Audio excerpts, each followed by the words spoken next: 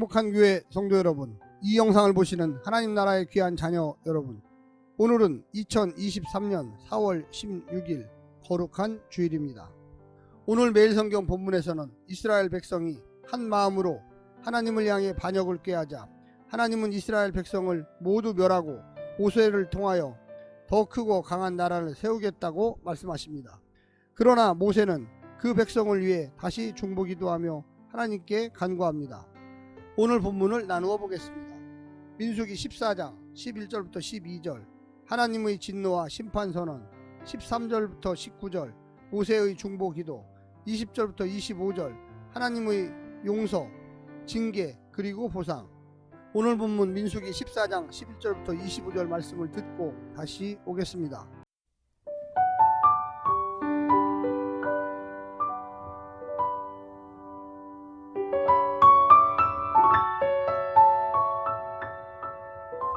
여호와께서 모세에게 이르시되 이 백성이 어느 때까지 나를 멸시하겠느냐?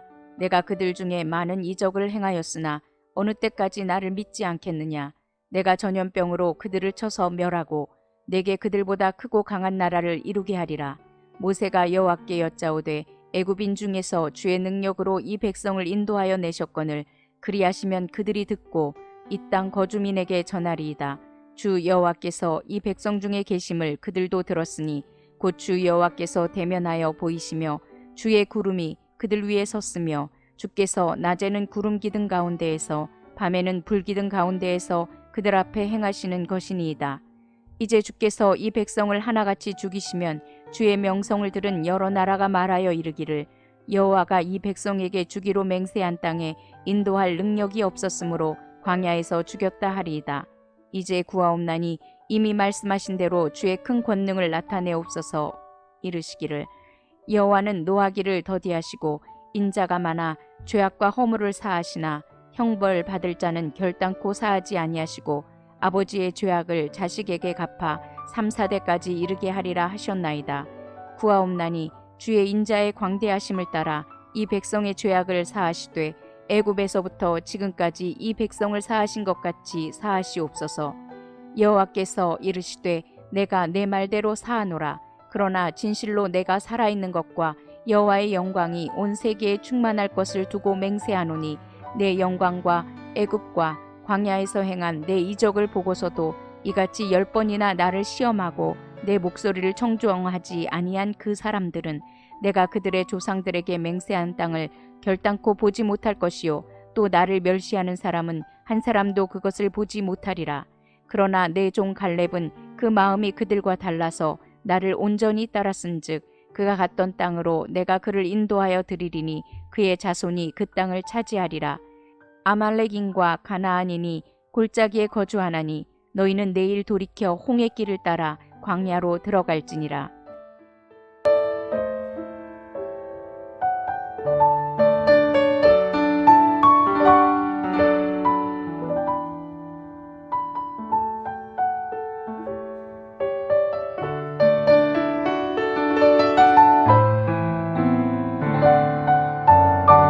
모세의 중보기도는 이번이 두 번째입니다.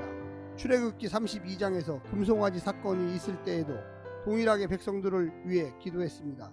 가데스 바네아에서의 반란 사건은 금송아지 사건과 유사한 부분이 많기 때문에 모세가 드린 중보기도 역시 금송아지 사건 때의 중보기도와 함께 살펴볼 필요가 있습니다. 모세의 리더십은 백성들을 가나안 땅으로 인도하는 데 그치지 않고 그들을 위하여 중보하는 일에도 발휘하게 됩니다. 오늘 본문을 세 부분으로 나누어 자세히 설명드리겠습니다. 첫 번째, 내가 믿지 않으니 나도 믿지 않겠다. 이스라엘은 하나님을 가나안의 우상보다 못한 존재로 만들었습니다. 없는 것이나 다름없는 존재였습니다. 자신들이 못하면 하나님도 못할 것이라고 여겼습니다. 하나님은 불신의 대상이요 멸시의 대상이 되었습니다. 그러고도 하나님의 호의나 용서를 바랄 수는 없습니다. 하나님은 이스라엘에게 가나안 땅을 유업으로 주시겠다는 약속을 철회하십니다. 그 대신 모세를 통하여 더 크고 강한 나라를 만들겠다고 하십니다.